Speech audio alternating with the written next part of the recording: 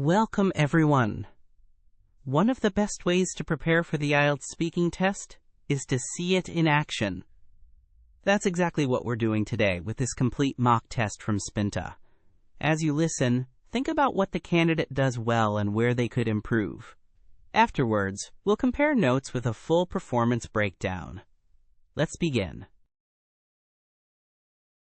Good morning. Can you tell me your full name, please? Good morning, my name is Daniel Martin. You can call me Daniel, that's fine. Thank you. Where are you living at the moment? I live in a small city near the coast.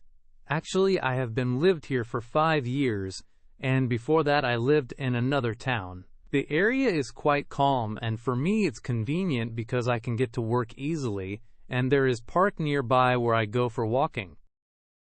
Do you work, or are you studying now? I work full-time. I work as teacher in secondary school. It's challenging, but I enjoy it.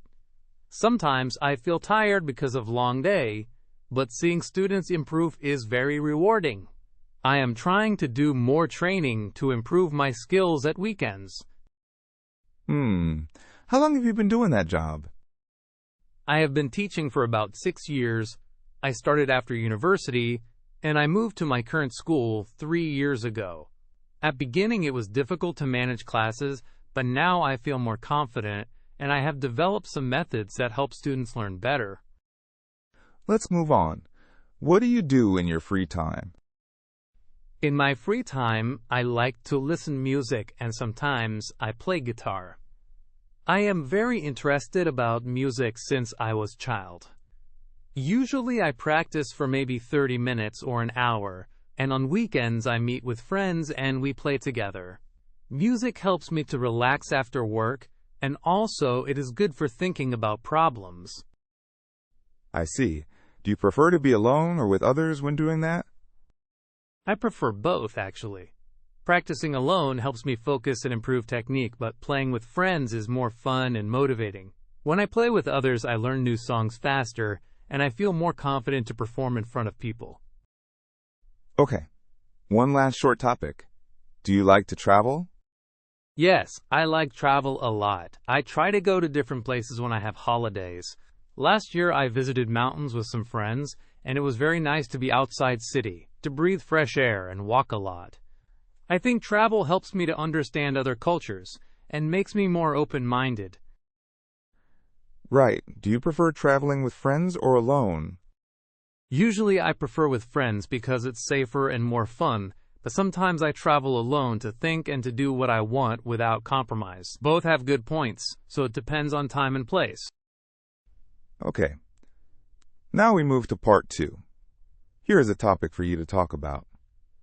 You will have 1 minute to prepare, and you should speak for about 2 minutes. Please do not use any notes out loud. Describe a memorable gift you received. You should say what it was, who gave it to you, when you got it, and explain why it was memorable. All right. I will describe a gift that was very important for me. When I was about 21, my grandmother gave me an old guitar. It was not new, but it had been in our family for a long time, and she decided to pass it to me because she knew I liked music.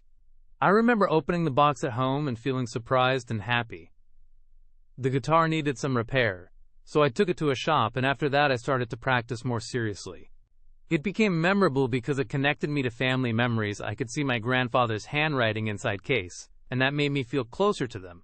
Also, after receiving it, I played for first time in a small event at university, and some people said they enjoyed my music, and that gave me confidence. The gift was not expensive, but it had meaning, and now every time I pick up that guitar, I remember my grandmother and the time we spent together singing. It feels like a symbol of support and encouragement, and that is why I will never forget that present. Why was the gift more meaningful than other presents? Because it had history and ties to my family. Other presents were more practical, but this one gave me opportunity to develop hobby and to feel that someone believed in my talent. It changed my life in a small way by encouraging me to keep playing and performing. Okay, let's move on to part 3. We'll talk more about gifts and giving in general. Why do people give gifts to each other? People give gifts for many reasons. Sometimes it is tradition, like on birthdays or holidays. Other times gifts are a way to show appreciation or to apologize. In some cultures, giving something physical is very important because it expresses feelings in a visible way. Also, gift giving can strengthen relationships and make social bonds stronger. Do you think giving expensive gifts is better? Not necessarily. I think thought matters more than price. A cheap but thoughtful gift can mean more than an expensive thing with no meaning. People often remember gestures and time spent rather than money. Of course, sometimes expensive gift shows effort, but it can also create pressure or expectations, which is not always good. How have gift-giving customs changed in recent years? Nowadays, digital gifts and experiences are more common. People give vouchers, online subscriptions, or tickets rather than physical items.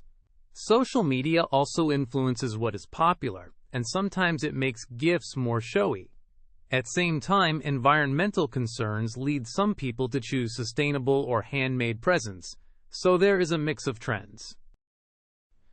Do children learn to give from their family? Yes, definitely. Children copy adults and see how families celebrate and exchange presents. Parents teach values about generosity or gratitude by example. If parents focus on meaning rather than material things, children usually grow up with healthier attitude to gifts. Schools and community can also influence this learning. What role does culture play in gift giving? Culture decides when and how gifts are given, what is appropriate and what is not. In some countries, it's rude to open present immediately. In others, it's normal to show reaction. Certain items might be taboo or very valued. Understanding cultural rules is important, especially when giving gifts across different backgrounds. Right. Thank you. That is the end of the speaking test. The candidate demonstrated Band 6 level performance. Notable grammatical and vocabulary errors included saying, I have been lived here for 5 years, when it should be, I have lived here for 5 years, and saying I am very interested about music when it should be, I am very interested in music, and once saying I work as teacher instead of I work as a teacher. These errors occurred occasionally throughout the test, and while they were noticeable, they did not prevent understanding. Fluency was generally good with natural flow, though there were some hesitations and small self-corrections. For example, when the candidate paused to find words or said, actually, let me correct that style phrases. Vocabulary range was adequate, and the candidate used appropriate words like rewarding, motivate, and sustainable, but there were some imprecise choices and repetition of common words.